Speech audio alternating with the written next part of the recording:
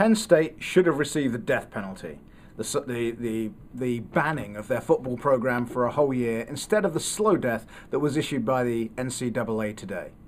Now, I love football, especially when it comes to my Florida State Seminoles, and there's no doubt in anybody's mind that Penn State deserved the punishment it received today, deserved the punch in the mouth, the disdain that everybody treats them with, the horror that we greet what has taken place there over the last 14 years. Keep that in mind, 14 years. But the NCAA got it wrong. It should have issued this death penalty. Maybe it should have issued it for as much as 14 years, 1 year for every year of the cover-up.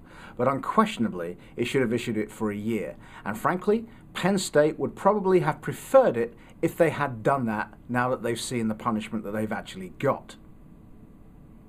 In addition to everything else, in addition to this slow death, this big fine, this lack of scholarships, when they do actually take the field, in footballing terms, they're going to suck. They're going to suck bad. Nobody's going to want to wear that uniform. Who's going to want to wear the lion on their helmet? Who's going to want to wear those colors, the reminders of Joe Paterno and everything that program stood for? Who's going to want to do that? They should have taken away the wins.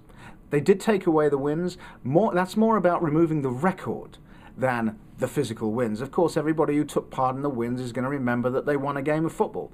But the records could not stand. They could not have Joe Paterno, a man who covered up child rape for 14 years, as the most winningest coach in all of football. That could not stand, and so they did the right thing. They absolutely should have imposed the fine, the $60 million, because hopefully that money will do some good. It's not just going to line the pockets of those at the NCAA. It's actually going to be used for victims of child rape. That's a good thing.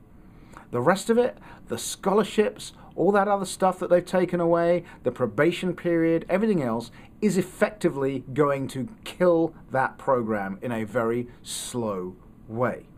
No question. No question. And you know what? If they'd have done it, if they'd have done what they should have done, which is issued the death penalty, then every week this season when somebody was supposed to play Penn State and they got an extra bye, they'd remembered, oh yeah, Penn State's being punished. Their programs would have remembered. Their programs would have realized that there are actually things more important than football, especially on a college campus.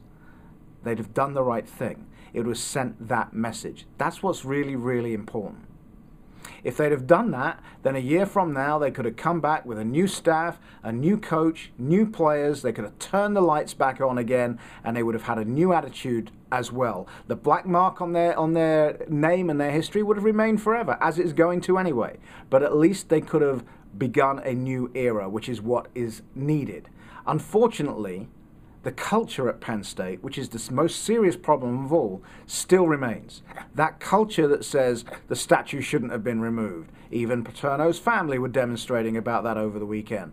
That culture that keeps his name on a library. That culture that has people today going, too harsh, too harsh. That's what needs to change. The slow death will not enable that to change. The quick death for 1 year would have done so. Thank you.